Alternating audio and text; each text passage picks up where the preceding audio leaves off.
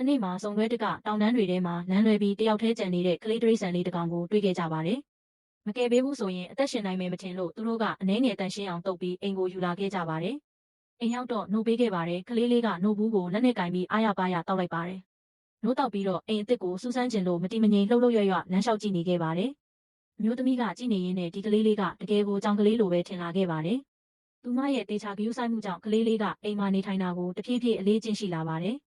ဒါပေမဲ့နည်းနည်းတော့ကြောက်တက်ပြီးသူ့ကိုကယ်ထားတဲ့သူတွေနဲ့ပဲအမြဲတမ်းအနီးကပ်နေတာဖြစ်ပါတယ်။အိမ်ထဲကလူတိုင်းကဒီကလေးလေးကိုချစ်ကြပါတယ်။ကလေးတွေတောင်သူ့ကိုဂရုစိုက်ဖို့တာဝန်ယူလာကြပါတယ်။နေ့တိုင်းအစားအစာပေးပြီးပျော်ရွှင်စွာပြုစုကြပါတယ်။သူ့ဘဝပိုပျော်ရွှင်အောင်ဆိုပြီးအိမ်ရှင်တွေကသူနဲ့ကစားဖို့အချိန်ပေးကြပါတယ်။အယုတ်အသစ်တွေပေးကြပြီးတခါတလေသူ့ကိုယ်တိုင်ရွေးချယ်ခွင့်ပေးကြပါတယ်။ကလေးလေးကကြိုက်တဲ့အရာတစ်ခုတွေ့ရင်မလွတ်ချင်တော့ပါဘူး။အထူးသဖြင့်စက်သားခြေထောက်ဆိုရင်ပိုပြီးမမောပါတယ်။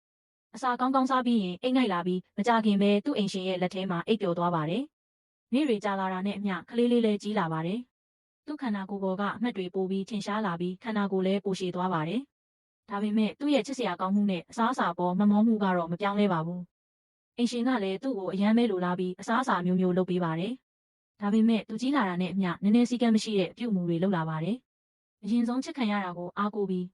Christmas tree ကိုတောင်လွှဲချလိုက်ပါတယ်။ပြီးတော့ရေချိုးခန်းထဲဝင်ပြီး toilet paper တွေကိုအကုန်ပျက်စီးအောင်လုပ်လိုက်ပါတယ်။အိမ်ရှင်ကအဝတ်လျှော်မယ်ဆိုရင်တောင်သူဝင်ရှုပ်လို့အလုပ်မပြီးနိုင်တော့ပါဘူး။ဒါပေမဲ့သူ့ကိုအပြစ်တင်ဖို့စူးစမ်းတိုင်းဒီကောင်လေးကအပြစ်မရှိသလိုမျက်နှာထားလေးလုပ်ပြီးသူတို့နားကိုပုတ်ကပ်ပြီးချစ်စရာကောင်းအောင်လုပ်တတ်ပါတယ်။ဒါကြောင့်သူတို့ရဲ့စိတ်တွေကချက်ချင်းပဲပျော်ရွှင်သွားပြီးမဆူနိုင်တော့ပါဘူး။ဒီအရာတွေကိုကြည့်ပြီးတော့အမြင်ထက်သန်တဲ့ကြည့်ရှုသူတွေကတော့ဒီကလေးလေးကဘလို့တရိษံမျိုးလဲဆိုတာခံမှန်းပြီးသားဖြစ်မယ်ထင်ပါတယ်